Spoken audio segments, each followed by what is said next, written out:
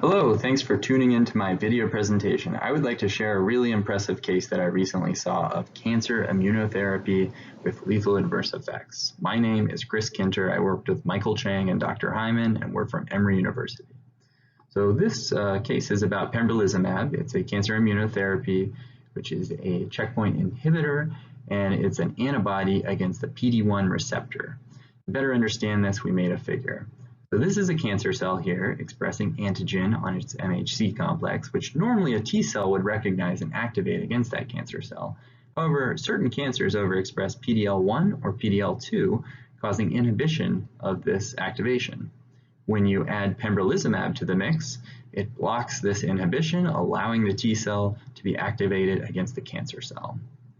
So for our case, we have a 77-year-old male. He has past medical history of coronary disease, as well as a squamous cell carcinoma of his hard palate, which was diagnosed about 1 year prior to presentation.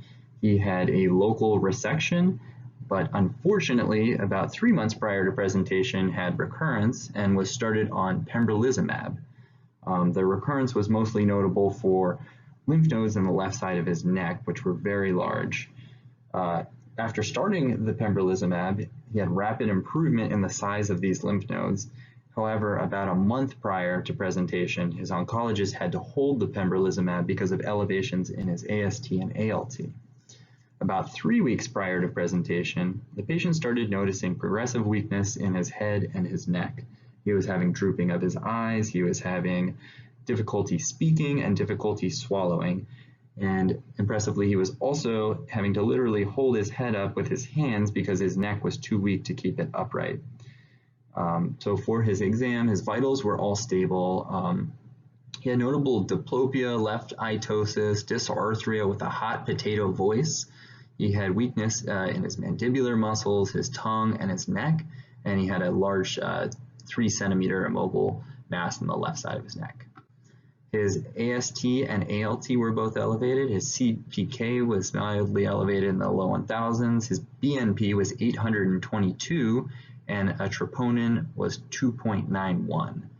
Due to the troponin, we obtained an EKG, which compared to previous showed new Q waves in the inferior leads.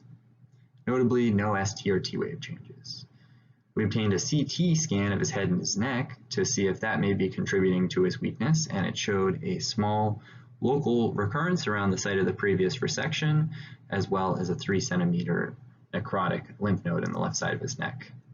Due to the inferior Q waves and the troponin elevation, we obtained an echocardiogram, which has an impressive finding, I'll show you here, of apical ballooning of the left ventricle, consistent with takotsubo cardiomyopathy. So for the hospital course for this patient, the first thing we did was consult neurology, who immediately felt that this was a case of pembrolizumab-induced myasthenia gravis. We obtained negative inspiratory forces, which were found to be low, and so he was transferred to the neuro ICU, started on steroids and IVIG. In the meantime, we also consulted cardiology, but due to the lack of chest pain or heart failure symptoms, there was no intervention needed. There was little improvement with the steroids and the IVIG, so pyridostigmine was started. However, that also did not help very much, and on day 5, he was noted to be hypoxic on 6 liters nasal cannula. He was placed on a non-rebreather, and a chest x-ray obtained at that time indicated aspiration pneumonia.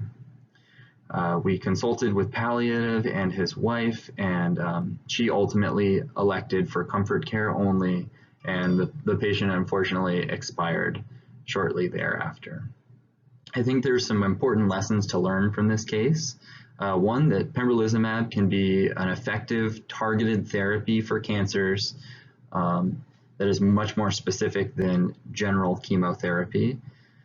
However, it can have adverse effects that are due to overactivation of lymphocytes, which is its mechanism of action, causing a multitude of autoimmune phenomena. Among those, myasthenia gravis and takotsubo cardiomyopathy are possible, as we can see from our case. So the takeaway is that clinicians should be very aware when patients are on pembrolizumab of these possible adverse effects.